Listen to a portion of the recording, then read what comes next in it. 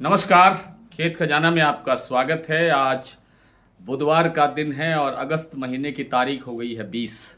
वैसे तो मैंने दोपहर के वीडियो में बहुत विस्तार से आपको जानकारी दे दी थी कि सरसों में गिरावट क्यों आ रही है, और दोबारा उसको उस बात को थोड़ा संक्षेप के अंदर रिपीट कर देता हूँ कि सरसों में गिरावट इसलिए आ रही है कि हाल ही में केंद्र सरकार ने एक दो दिन पहले ही कपास के आयात पर जो शुल्क लगता था उसको हटा दिया है, यानी आयात शुल्क मुक्त कर दिया है पूरी तरह से। हालांकि ये 30 सितंबर तक ही है, लेकिन इसका बाजार पर विपरीत प्रभाव देखने को मिल रहा है। जो किसान हैं, किसान वर्ग के लिए ये बहुत बड़ा एक तरह से आप कह सकते हैं कि एक धोखा है।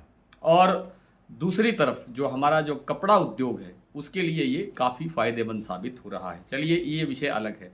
अब लोगों को, यानी व्यापार के साथ जो जुड़े हुए लोग हैं, उनको ये लगता है कि कपास का आयात खोलने के बाद अब सरकार खाद्य तेलों के आयात पर भी इस तरह का कदम कोई उठा सकती है, ऐसी संभावना है, ऐसी लोगों के मन में धारणा है।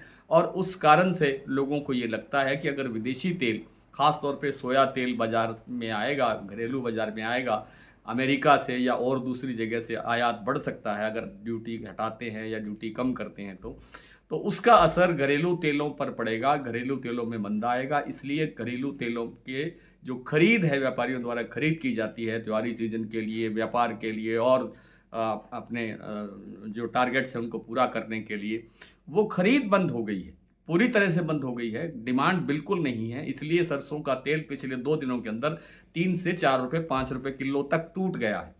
और इस बड़ी गिरावट के कारण ही सरसों में गिरावट आई है, सरसों की क्रशिंग मांग घट गई है। हालांकि जो सरसों खल है उसके अंदर एक अच्छी तेजी पिछले 3-4 दिनों के अंदर देखने को मिली।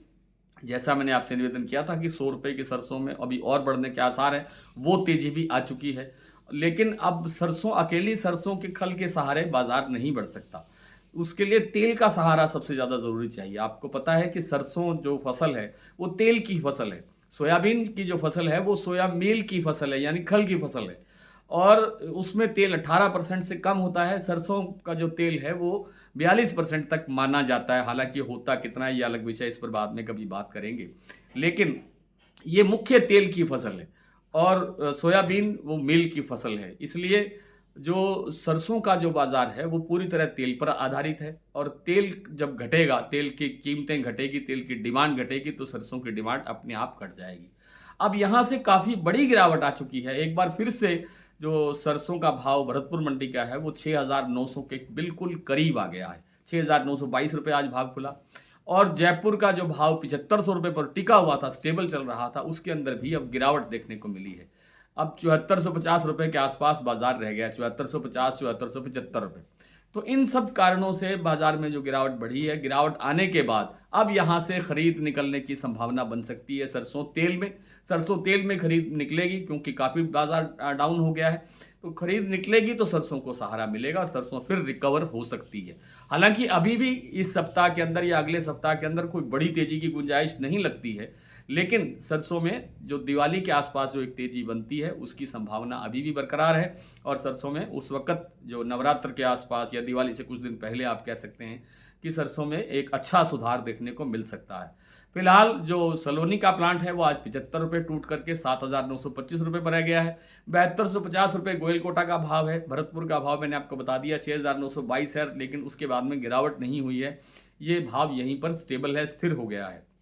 चरखी दादरी दिल्ली लाइन पर भी 25 रुपये से लेकर के 50 रुपये की गिरावट है। इसी तरह की गिरावट, इसी अनुपात में कह सकते हैं कि सभी मंडियों के अंदर इतनी ही गिरावट दर्ज हुई है। कुछ मंडियों के भाव आपसे साझा कर लेते हैं। और मंडियों के जो स्थिति जो बनी हुई है इस समय, वो है भरतपुर मंडी का, जो मैंने आपको बहुत विस्तार से बता ही दिया।